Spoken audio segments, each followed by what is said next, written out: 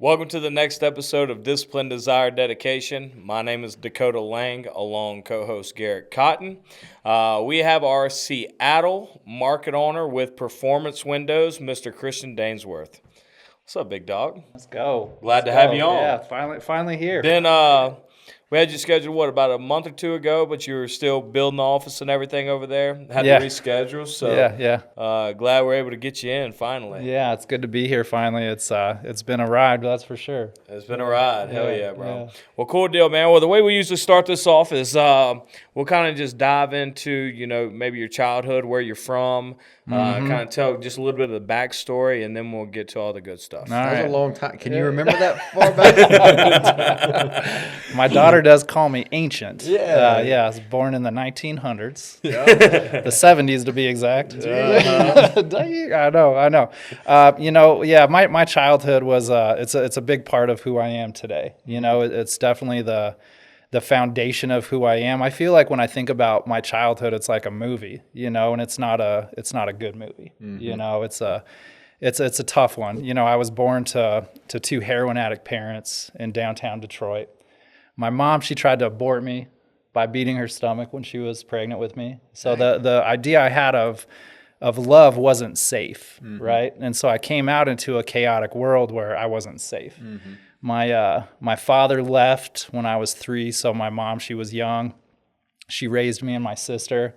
My sister's a year older, and she, my mom did her best, but she was also very, I'd say, scared and very angry, and so she took that out on us with physical violence. Yeah. And my sister took that out on me with physical violence. So I grew up really alone, just kind of like just broken, right? I felt really broken. I always wanted what everybody else had. I always felt like I got the short end of the stick. Like I didn't have a dad. We were dirt poor, food stamps and wearing my sister's old clothes and, wrapping my school food was wrapped in an old bread bag, right? Yeah. And that was the life, right? And so for me, it was a really depressing state. And honestly, what came in was drugs and alcohol when I was 13, 14 years old. And I would say, thank goodness that it did. Yeah. Because that's something that I felt like I was going down this depressing path that I might have, not been here. I might have taken my own life. And what drugs and alcohol did was it numbed me to everything that was terrible feeling in my life, right? And it allowed me to continue. It allowed me to just forget about all that stuff and forget about reality. Exactly. And it turned into it turned pretty dark pretty quick, to be honest. I got into this was like the early 90s. Long time ago. But I got into meth, and my sister's boyfriend got me into meth, and the guy who I was getting it from, he shot up, and my father ended up passing away. He got AIDS from heroin, and he died when I was a teenager. And so I, at 15, wanted to know what needles were like. And so I tried it. And I went down a pretty crazy path for quite a few years, and I was like living this dual life. So I had this group of friends that I would go to these rave parties, and I was selling acid at the high school. Yep. And then my other life was dark and shooting up meth when nobody was around. Yeah. And That was like the secret life, probably. Exactly. And I remember this one time I was 17. I had an apartment I was living in with my drug dealer.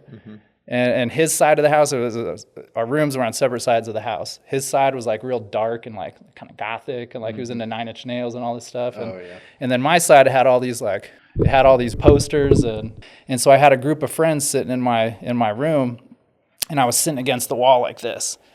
And somebody knocked on the door. How old are you? I'm 17, and somebody knocked on. So I'm living this double life, right? And so somebody knocked on the door. I went to answer the door. I come back in my room, and like 6 or 7 of my friends sitting in my room, it's just silent, and they're just staring up at me. And I looked down, and there was a needle that I had in my pocket that had fallen out of my pocket. Oh, shit. And right then, it was like the jig was up, right? And so I feel like I lost a bunch of friends, and within about a year, I was able to to quit all that on my own. That's impressive too. Yeah, yeah. And what happened was I turned to straight alcohol, and I became a pretty bad alcoholic. And it was easy because when anybody would say something about my drinking, it was, well, you don't know what I used to do. You don't know how bad I used to be. And this is better than the past. This is just drinking. You know, this ain't shooting meth into my arm. You know what I'm saying? So it got pretty bad, you know, but simultaneously what happened was I fell into cooking at 19 at the same time. And I went to, it was through day labor. You remember day labor? They send you to a place to you know, do a job for the day, and then you get paid that day. So they sent me to a conference center to wash dishes. And this conference center brought me back the next day. They ended up hiring me as a dishwasher. I stayed there for 6 years and worked my way through the top. The executive chef took me under his wing. We were drinking buddies, you know. Yeah. And he said, in a kitchen though, that's it. So he was giving me booze, giving me free food. And I said, oh, is this what it's like to be a chef? Sign me up. This is Let's nice. go. I got purpose in life now. Yep. You know, it's just something to do. I never felt like I had purpose.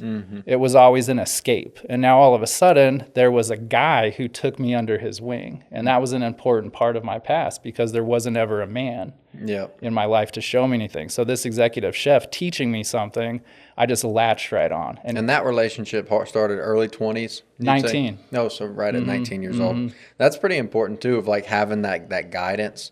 So even in your days as being a chef, I know that you would strive to be the best in your restaurant, right? Yeah. So what do you think attributes to that type of mentality? You know? Yeah, it's the resilience from being a survivor, right? Having to survive constantly. Yep. So what that turned into was I wanted to always be the best.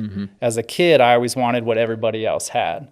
So it's like as an adult, I had to fend for myself and go out and get it. Yeah. You know, and it wasn't about taking it from somebody else. It was about pushing everybody out of the way to go get it. Yeah, because nobody's helping you, and you had to learn that out pretty young. Is that, you know, depending on who you allow in your life, they're kind of, in a sense, grooming you for that lifestyle. You know, from living with your drug dealer at one point, that's who you surrounded yourself with, that's who you became. Then you also start surrounding yourself with these chefs, executive chefs in the kitchen, and they took you under your wing, and you became like them. And then now your experience at Performance Windows, you know, you've done your best to lean into the leadership rather than hanging out with the people who are just low performers sitting around in the room. 100%. You know? So it's just you're getting into better crowds and stuff like that, and it's opening a lot of doors. Yeah. And then for the listeners, tell them how long have you been in Performance Windows? I've been at Performance Windows for 13 months. So just made a full year in the industry. And prior to this, it was only in the kitchen, right? Yeah, 25 years. Yeah, I retired twice, but the last time I fully retired from chefing was January of 2024. And what was the reason for retiring from that? Well, I mean, I tried to retire in 2019. I hit 20 years. You know, growing up, it wasn't, you know, all I wanted to do was survive. It wasn't like I wanted to be a chef. I just kind of fell into it. So I wanted to do something else. I always felt like I was good at it and I had a very great career, but I always knew in the back of my mind there was this little voice that's like, you're supposed to be doing something different. And I didn't know what that was. Yep. And so in 2019, I retired and hung up the chef coat, right? And started a business teaching cooking. And I was teaching cooking at addiction treatment centers. Yeah. So because of my past experience with drugs and alcohol and my experience with being an executive chef, it was the perfect business. Yeah, you could relate. Yeah, and it blew up. It was incredible. It was so incredible watching the light turn on in these men and women's lives. And unfortunately, it did take off, but I launched it 3 months before COVID hit. And when COVID hit, it cut me off, and I ended up going back to chefing. And at that point, I was kind of 1 foot in, 1 foot out, and just waiting for the right opportunity. Yeah. So whenever you did leave the final time, you said January of 2024. Yeah. You were doing the schooling and stuff before that? Yeah, that was before. Yeah. What drew the straw in January 2024? You know, I was an executive chef for Marriott Hotels, and I was just done, and I had been done for over a year, and I knew I was at the same hotel for 2 years, and the last year that I was there, it just didn't feel like I was giving my best. And so with my own integrity, I felt like they could have somebody else that would give them more than I could give them. And I wanted to do something different. And I didn't know what it was, and I knew I needed to take the time. I knew I couldn't figure out what I wanted to do while I was being an executive chef. The hours are crazy. The stress is high. So there's no time to figure out what you want to do. So you have to step back. So when you did leave, did you have a plan in place, or No. You just I had no plan, and I'm married, and my wife, she's like she trusted me, and because I'm good at lip service and getting her to trust me. But then when that happened, no, there was no plan, and it was a scary time. I was looking for jobs. I just kind of kicked back for a few weeks, but then I was looking for jobs. I knew I wanted to do sales, and I wanted to do sales because people had always told me I should. That I was good at, selling, talking, communicating. And in my mind, I'm like, well, that's where the money is too, so get me there. How do I do that?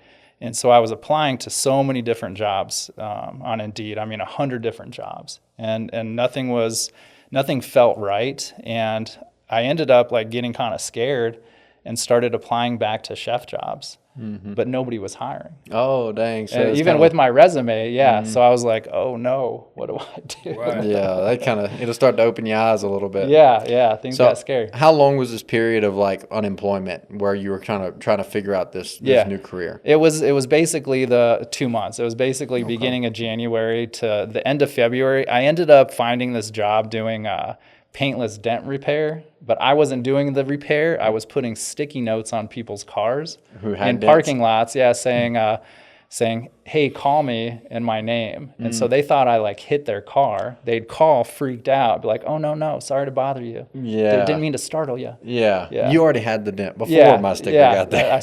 We do dent repair. I saw all your dents. Yeah, it was such a scam. I made $700 in 2 weeks, and the only reason I made that $700 is because I got my and my wife's car fixed. Of course. Fix the dents while we're there. Yeah. So it was nothing. So talk about, you got because you started at another window company before you came to Performance. Yeah, it was another company that did windows, roofs, siding, and they were getting into solar too.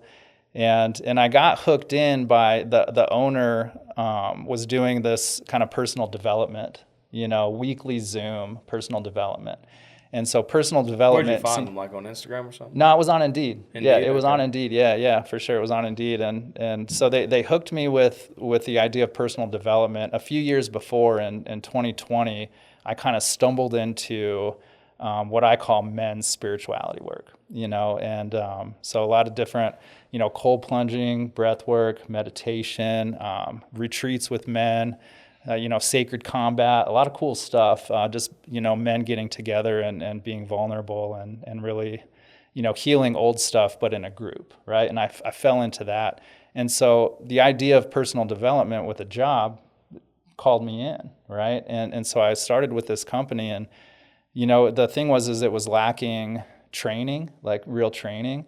And I also felt like, they had their hands in too many things as far as roofs, siding, windows. They couldn't just get one of those things right. Yeah. But one of the guys that I worked with was from Performance Windows. Mm-hmm. And so he actually left. He was running our office, and he left in the end of July to go back to Performance. And so I woke up on a Monday morning with no office to work at. Yeah. And so I spent the next couple of days, deciding like, all right, what do I want to do? Do I want to go back to being a chef, or do I want to continue with sales? Mm-hmm. And he talked me into coming over to Performance, and that was your office. Yeah. And I've never asked this, but what was, like, what do you think it was the reason that you thrived so well when you first came into Performance? Because your first couple of weeks, you were like breaking records. Yeah, I popped off. Yeah. So, I had a chip on my shoulder. There was, I looked around the room. There was a lot of people in that room, and I looked at myself, and I'm like, I'm the oldest person here. I've got arthritis. It hurts to walk even, you know, knocking doors. and here's all these, you know, kids, 19, 20. We had a lot of Jesse Beta, you know, Gabriel. We had some young guys. Yeah, and so I felt like for me, I had this chip on my shoulder, and I looked around the room and I said, I'm going to work harder than every person in this room. I don't care. I will work harder than every one of you. And then it was, I want to say it was the second or third day, you were getting all of the closers to say what their biggest month was. And I remember Dylan, you know, said $70,000. And I looked at him and he looks like a 14-year-old kid. Yeah. I said, if this guy can make $70,000 in a month, there's no reason I can't do that. That's right. And I'll tell you what, I made $70,000 in 1 week Yep. with Performance That's Windows. crazy. So let's go. You see it, but you got to see it. Like me and Conor McGregor says, if you can think it, if you can speak it, and you can believe it, it will be true. You know, but it was determination. Yeah. You know, coming in, I did the same thing when I came here to Utah. I was like looking at the room of people, and I'm like, that dude. And at the time, the biggest year was like $400K for like a year when I first got in.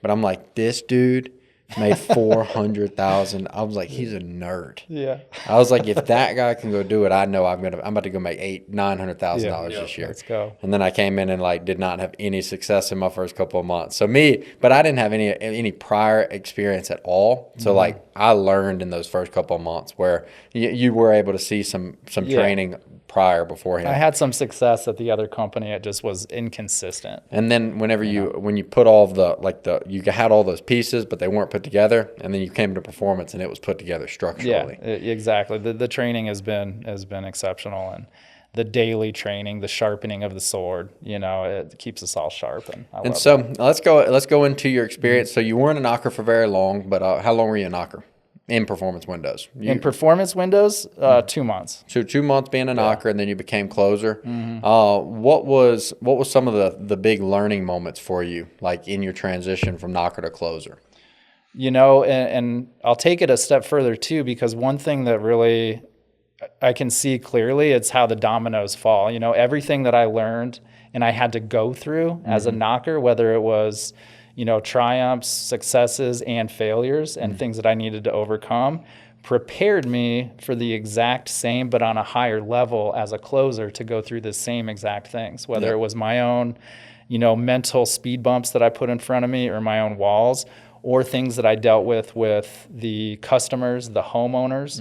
Everything I learned as a knocker, I needed to go through and learn and understand to be an exceptional closer. Yeah. And now being a market owner, everything that I learned as a closer, everything that I went through, all of the same thing, trials, tribulations, I had to understand and master before being a good market owner. Yeah, and it continues to move on, even at regional.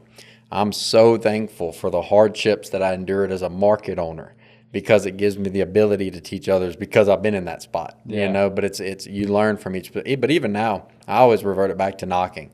Most of the basis of our jobs is the skill set that we learn from that knocking doors, the resiliency, the pushing through failures, the problem solving. It's a lot of problem solving, you know, but you know, dealing with customers, it's talking to them the same way, using option closes, you know, you're still selling people. But if you can master that selling as a knocker, it just gets harder as you get it. I mean, like in higher positions, but it's bigger problems, it's bigger rewards. Yep, and the foundation is set. You have a solid foundation. Oh, yeah. Right?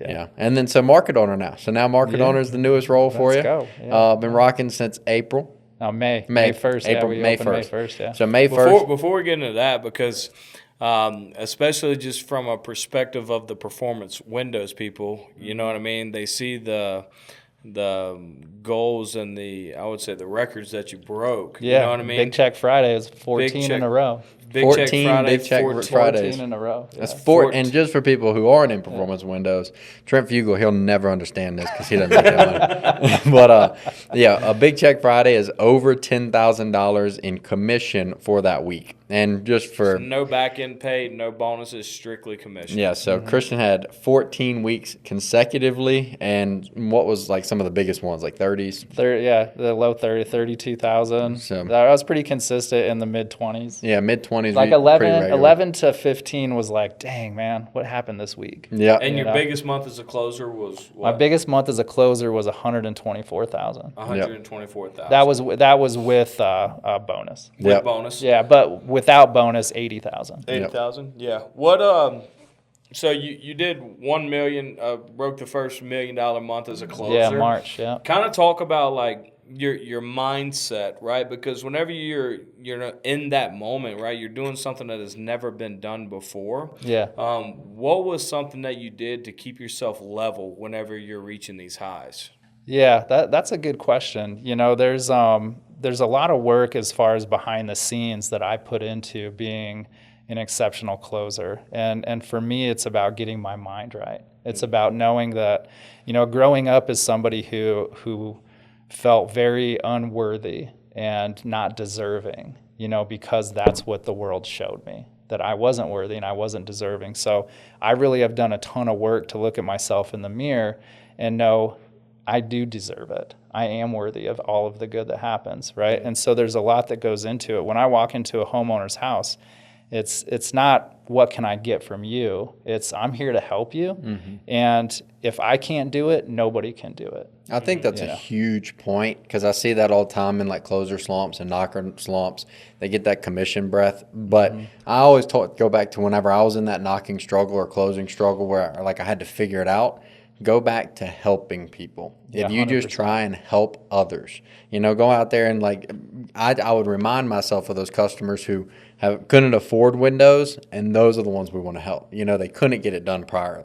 You know, but if you change your mindset to that, you're doing a service for people rather than trying to take from. Exactly. And then now being a market owner, I've done so many follow-ups. You see how excited, how utterly happy these people are. Rewarding. That they have, that they have these windows. Yeah. It's like windows, man. Like Windows gave me the opportunity to see myself as a provider. Mm-hmm. You know, and first and foremost for myself. You know, what I did is I made sure that this life was what I wanted to do. I wanted to provide for myself. I wanted a home for my family. And then my family could meet me there, right? It gave my wife the choice to match me at this energy, to match me at this level. But yeah, windows, you know, who would have thought? Yeah. From an outside perspective, I would say looking at you, like when people ask me like, how's Christian doing that? Because you were in my market at the time and people are like, what's he doing closing these deals? I would always tell them that there's two things that I notice from Christian that puts him aside from everybody else.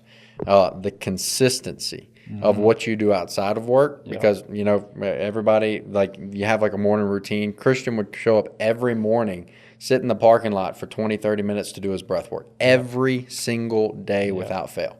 There's the consistency of that, of not what he does and work consistently. It's what he does outside of work.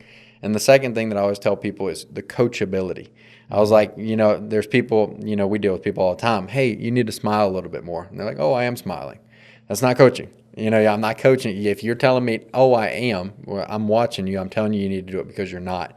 Whereas anytime that I've ever had a conversation with you about anything in a close, knock, regardless, the very next appointment, I immediately see the change. Yeah. So the consistency inside of yourself is, I believe it's like you hold yourself to that accountability where you know you're going to do what you said you were going to do.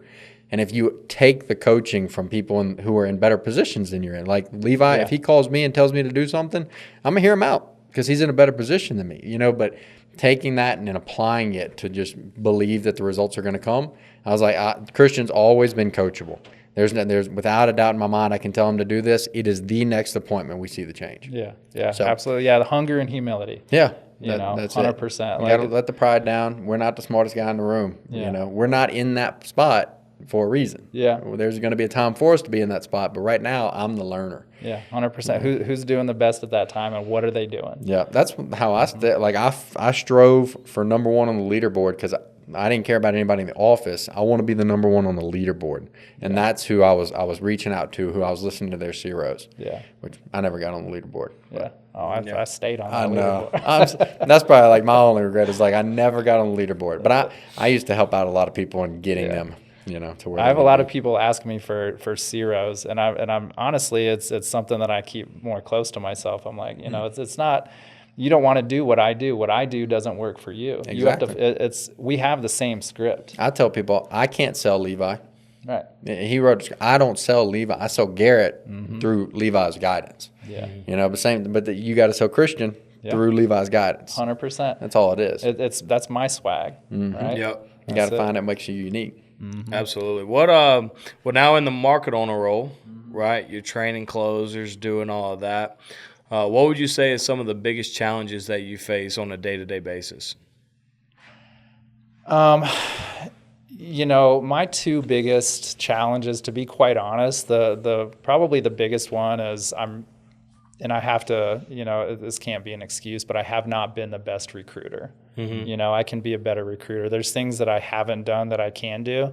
And I feel like when I first got to Seattle, I told this to Garrett, like I felt like I had got thrown into the deep end and I didn't know how to swim. I never really had, I was closing so much, I didn't get a lot of market owner training. And so what happened was all I had to do was realize that it's shallow. I just had to stand up and do it for myself, right? And so that kind of I feel like stepped me back a little bit. And so now it's I need to be better with recruiting. And then I'm having some challenges where I'm focused a little too much on what's going on with like installs and how that's happening and timelines. And there's just a lot of different places that I feel like I get pulled, and I just want to, go in and drive revenue, but our energy, I'll speak for myself, my energy is pulled in a lot of different directions, so those are the two biggest, I'd say, challenges. My advice to market owners, because one thing I took a lot of pride in was my back end. I mean, I was market owner for over a year and a half and did a lot of revenue, and I had one agent AR customer. And that was just because it wasn't even on me, but it was just because I had systems and processes that I lived and died by. As far as my back end, the same way that, like you were saying a second ago, with the training that we have here at Performance Windows. Well, that's the same systems that we have on that side, you have to implement into your back end. And once you're able to do that, then it's just going to roll fluently. To where, like you said, it's not pulling so much of your energy trying to make sure, because we got people that they have to do their jobs as well, to where you don't have to do that. You know what I mean? But like he said earlier, one thing you did was you leaned on leadership. If you continue to lean on leadership to where you can take some of that burden off of you, it's just going to be gravy. Because I always say, we make the joke of, market owner stressful and all that, but at the same time, like, me personally, like, market owner was stressful, but market owner is not stressful if you have good back end. Because if you have good back end, then guess what's going to be high? Your belief. Your belief's maxed out, because you know that, hey, I'm delivering what I'm telling you. I know that whenever it gets to the next step, that I don't have to worry. And I had the systems and processes built in Austin to where I didn't even have to stress about none of that. And I can even tap in on that, where I've seen it where the back end has gotten behind, because at one point we were selling so many windows, our manufacturer put a halt on production. That's so crazy. we went 30 days where no windows were getting delivered. And so the back end was, our to-be schedule, like I said, we had over 130 jobs between Denver ordered and to-be scheduled. Yeah, that's crazy. And so, like, when that stuff kind of happens, my belief, if I would have been going and selling windows, I couldn't sell with the same belief, because I'm watching back end crash. I'm watching customers calling in, you said 14 to 16 weeks, and I've got those customers call, and my belief is hard to be the person selling this product. Right. But if you have people in place where, like, your closers are closing, because I was very fortunate to always have a huge room of closers. If you've got a huge room, I don't need to be the one running those appointments. So that's where I can shift more of my focus onto the big problem of back end, rather than balancing all these plates. Because a new market owner, you've got 10 spinning plates. Yeah, feet, fingers, elbows, shoulders. They're everywhere. But once you have people doing their job the way it's supposed to be done, like knockers are doing their 3 things, closers are doing their 3 things, which is training of knockers. You should not have to do it. You should trust your, but that's the thing. You got to make sure you trust your people to do that. Trust that your closers will close deals, and trust that they're being leaders even when you're not around. When they're doing those 3 jobs, then it gives you the benefit to be able to do your 3 jobs, which is train closers to be able to do their 3 jobs, lead the whole office by being the best example, being a role model, and then recruiting. Is that last one? Yeah, But we've also implemented like Dakota was saying, there's system. You can make a system for everything. We kind of, I say, cheated the system because Performance Windows gave us a system that we have to do or else we lose our job, reaching minimums or knocking doors. Our system was we have to have recruits in our house. Right. We cheated that system. Like we are fired if we don't, like it's out who can recruit more. And our first 2 years was constantly forcing people to be in our house recruiting, but it's because we had that system in place. It's a set system. I've been here 2 years or 2.5 years, and out of the 2.5 years, 2 years of it I've had recruits. Sometimes I had in 3. your house. Oh, yeah. Sometimes I had 3 in my house. When I went to Austin, I mean, I had every room filled and all of them. We were working out of it, you know. But the recruiting is just so important. But the thing is, I can tell you right now, like, I preach it that if your back end is system oriented, it's going to take all the stress off you as a market owner, and you're going to be able to focus on recruiting. You're going to be able to, because you're going to have time to be able to put into those recruits, right? Right. If you're freaking stressed out about, you know, oh my God, you know, this lady's talking about trim, you know what I mean? And we're having to stress about trim. We shouldn't have to stress about trim. You know what I mean? Like we should have systems in place to where we know that what we're going to deliver, you know, how we're going to get it done. You know, your installers, making sure that your installer is on the same wavelength as you, right? Yeah, he don't work for you, but he works for you. You know what I mean? He's got work because of me. Yeah, exactly. You're the provider. You know, without you, there's no him, you know? So, and the thing is, if you hold that standard with your back end, it makes everything else on the sales side so much easier. And one reason that really clicked for me is whenever we had a podcast with Josh Mascaro, and we asked him what's the difference between, because he did a lot of other sales, right? Solar, a lot of other stuff like that. And we asked him, we said, what is the difference between Performance Windows and these other companies that you work for? And he said that whenever he was in appointments with these other companies, that he would be telling them this, but in the back of his head, he knew that he didn't know if it was going to really happen. He's selling solar, not knowing if it's getting installed. Yeah, not knowing if it's going to be right. Yeah. You know what I mean? And that's one thing he said. You can go look at the reviews at Performance Windows, which, like we said, like Levi laid this blueprint for us. All we got to do is make sure our systems are in place to where we can execute it, and it's going to be gravy, you know? Yeah. And that's, if you take a lot of pride in that, the sales portion is easy. I mean, he worked with me in Austin, and I preached it every day. I'd run meetings on it, right? Belief in product. We'd break out the manual, and I would talk about it. I'd say, I'll tell you right now, you can put any installer in the country up against Emily Zamora, Sean, my other guy that was in Austin. I said, I'll put him against anybody because I know when we get on a job site, my people are showing up professional. Performance Windows shirt. You don't show up on my job wearing different shirts. No, this is my job. Yep. You know what I mean? But I instilled that with my installers right out the gate to where, and in the long run, it wasn't me being an asshole or anything like that. It was simply of the fact, like, I'm trying to make y'all's job easier. And if we can work together to make each other's jobs easier, then it's going to be smooth. But the only reason that you ever see market owners complain or struggle or even fail is simply because they are not on top of their back end, because they don't have systems and processes in place. I'll live and die by it. Yeah. Because if you have good back end, it's easy to sell. Yeah. Right? Selling is not that hard. You know what I mean? You're just, if you have good beliefs and honest beliefs, and you're just being honest with people will trust you. You know what I mean? It's whenever you're giving off sketchy energy, right? They can read right through your smile that you're not telling the 100% truth. Yeah. That's when selling gets hard. Yeah. Right. You know? Right. Yeah. And I believe that 100%.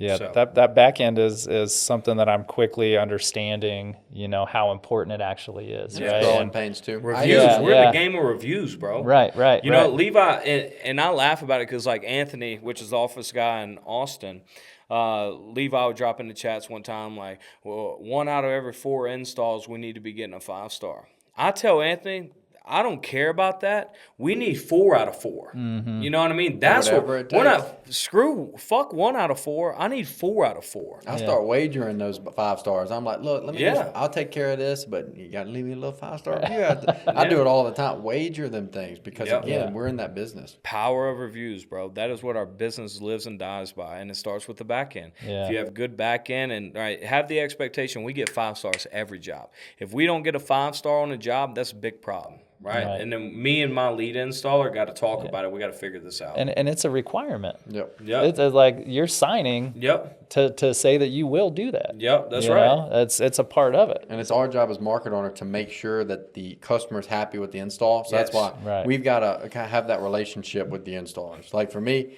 I would call my crew leads, which you've only have one right now, but like I'll call my crew leads. And like there was the Dustin, which is Lewis at our office, and then there's each one of the install crews. I'd be calling the crews to get the whole information rather than calling, I want to build that relationship so that they know when I call, Garrett wants to get this done. But it's because we run it like our business. It is your business. It is 100% your business. And then also, like, another good thing, like, you don't have your lead install guy right now. That's perfect. You know what I mean? Because guess what? You're going to have the opportunity whenever you do get that person, whoever it may be, to set that immediate expectation. Yep. Right? You're able to set that. I would be bringing them out to lunch. Hey, let's go grab lunch. I want to introduce myself, right? Lay the law down. Let him know what. Hey, look, I'm going to sell. And get them uniforms. You say. Do that though, but put it on the company card, order it, and show up on the job and be like, guys, I got y'all this. Let's start repping this every job. No. If y'all need more, I don't even tell them to start repping. No, hey, we show up on our jobs. We have to have this on. Period. Yeah, hats, shirts, all. It helps. It helps again with drawing that picture because installers, they work for us, and we had an install crew in Denver that their trailer is Diamond Construction. And then a homeowners are like, yeah, these guys, y'all subcontract it out. And I'm like, no, man, we don't subcontract. That's his old business, and he's just using his old trailer. Yep. Those are our guys. But to eliminate those hesitations by a customer, Uniform. set it up uniform. Uniform. Yeah, that's a good idea. I had the uniform, like I had shirts and everything. I went and got them made or whatever. And then later on down the road, I have the install team and stuff like ask me like, can you give me some hats? You know what I mean? They want to wear it. They And you want it. incentivize Yeah. it. Those Yeah. Carhartts, I gave our good crews, like the Carhartts, whenever the I big put in a coats? big, Yeah. in Denver, it gets cold out Take there. care of them, bro. Yeah. You take care of your people, they take care of you. Yep. They'll respect you when you call them and say, like, bro, I need you to go do the caulk and get this house. Well, if you take care of them, they're going to like to do it for you. Yep. But if you're the boss that just bitches them out all the time, yep. and just you're always giving them problems and just making them do shit, but you don't ever do anything for them, Right. your job gets harder. Yeah, I always told myself it's my job to make their job as easy as possible, and it's their job to make my job as easy as possible. Just like the doubt. office guy. The uniform part is a good idea. One thing that I always do, I always show up with drinks. Yeah. Every time I show up, I have a bag full of energy drinks. Even if they say I don't want it, here you go, leave it on the side. Gatorades, energy drink, waters. 100%. But yeah, double checking on the uniform. That's a great idea. Because that is something that we set the expectation right in the appointment. Look, this is a huge component of what separates us from anybody else that could potentially do windows for you. That's right. These are our guys. If installers love working for us, then they do quality work. And it also, whoever the lead installer is, it makes their job way easier. Yeah. You know what I mean? Like when Levi holds such a high standard, it makes our job way easier, right? Same thing for you. If you hold that high standard, it's going to help the lead on that install crew hold that standard because he knows that you're back supporting him. Right. You know what I mean? I got his back. Yeah, you got his back, exactly. And like, I'm going to help you whatever you need, right? Emily, I tell her all the time, like, you need something, you better call me. Like, I'll do whatever I can to get this done. You know? We can talk about installs for all day.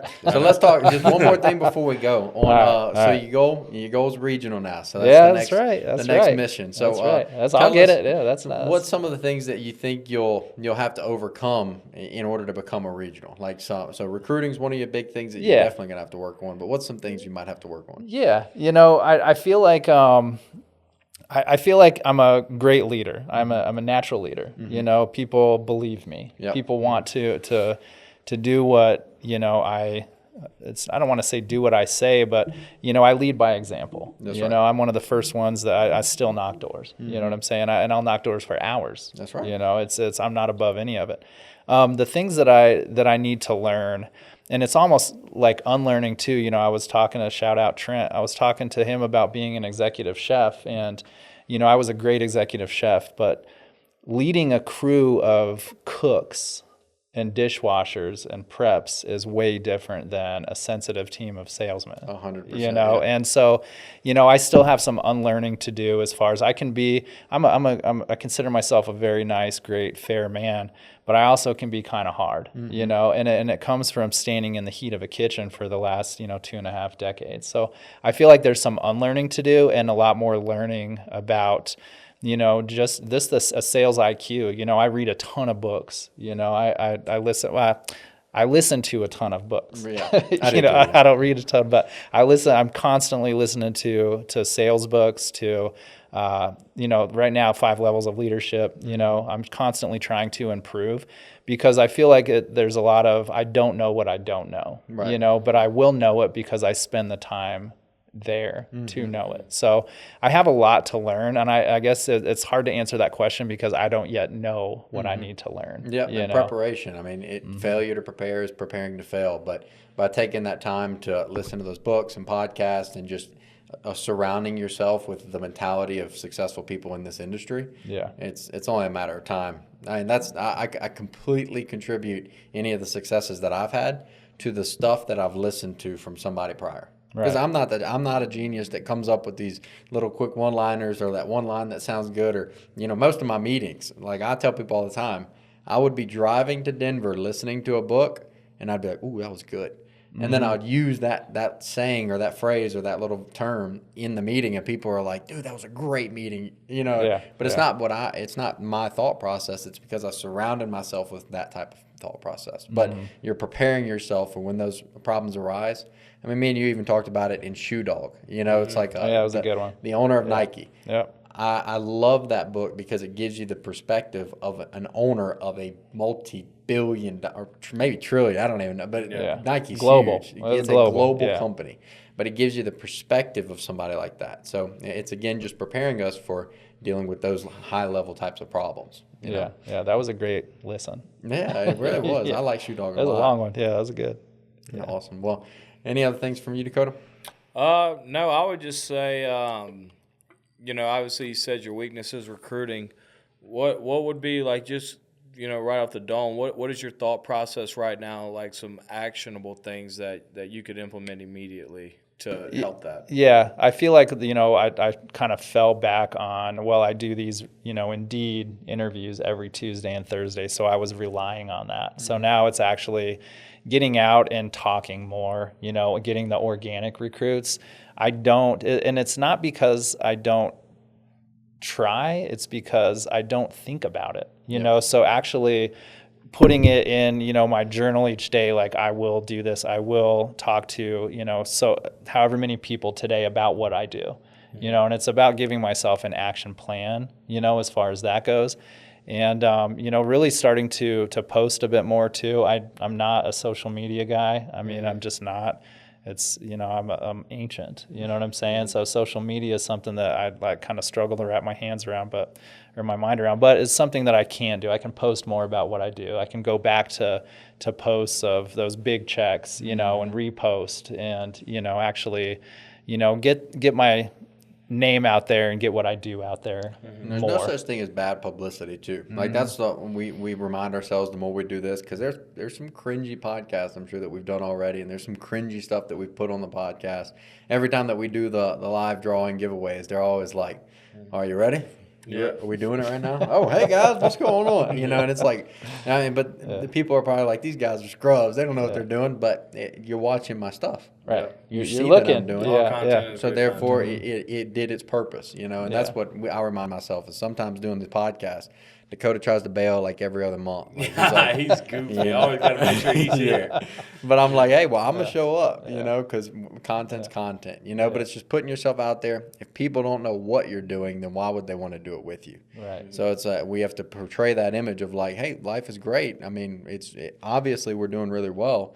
But if we don't show people that, then it's hard to recruit. Yeah, you know? yeah. So to answer your question, there's actionables that I can take. Yeah. You know, and that's just this week actually, you know. And to be honest, my wife, I love her to death. She's the one that called me out. You know, I was talking to her about, babe, I've been talking to these guys in the office about recruiting. They're just not doing it. And she said, honey, she said, how are you doing with recruiting? Yeah. I said, Yeah. You're supposed to be on my team. Like, hold on. It's the guy, us versus them, babe. got him. Yeah, literally. Wake you up real quick. One last thing, and then we can wrap it up. So I know whenever you were on that run and stuff like that, because obviously I follow you on Instagram and stuff, it seemed to me from a perspective that you had people that were maybe taking it a little bit offensive as far as like your big check Fridays, showing the money that you're making and stuff like that. People weren't taking it. People were taking it as a way of maybe being arrogant, right? What would you tell those people if they were sitting right here? Yeah, that you deserve it, that you're worth it. You know, you look at me and you want to judge, you know, what I've done and where I've been and how far I've come. It's because you're sitting where you are, a victim of your circumstances. What I did was I became a victor of my circumstances, and you can do that too, 100%. You don't have to be a victim. Yeah, I love that. Be a victor instead of a victim. 100%. Yeah, but it's up to you, right? It was up to me. Nobody came to save me. That comes back to my saying. If you want to change, if you want to be a millionaire, you have to change the lives of millions of people. Your perspective is like, you can do it too. Yeah. It's like, I'll show you how to do it. You know, 100%. I've always felt that of like, look, just anybody. I'm not the person to judge you. If you're willing to take this risk, I will guide you. You know, 100%. like I've had some people come in that people are like, why are you hiring that person? Yeah. And I'm like, they want to take the risk. Yep. I got to teach them. Pink hair, don't care. That's right. I've had some crazy ones. I've had, some crazies. Well, heck yeah, bro. Well, super glad to get you on the pod for sure. People can find you just Christian Dainsworth on Instagram. It's the Awakened Warrior. The Awakened Warrior. That's right. Yeah. That's So y'all right. make sure to look up the Awakened Warrior on Instagram. If you got any questions or maybe want to pick his brain a little bit, get some information from him. He's a very intelligent guy and has been through a lot. So you're an inspiration to a lot of people, especially me and Cotton. So keep doing what you're doing, and you're going to keep growing, bro. Yeah, appreciate it. So, but make sure to like and subscribe to our channel. Drop a comment below, and appreciate you watching. Later. Yes, sir.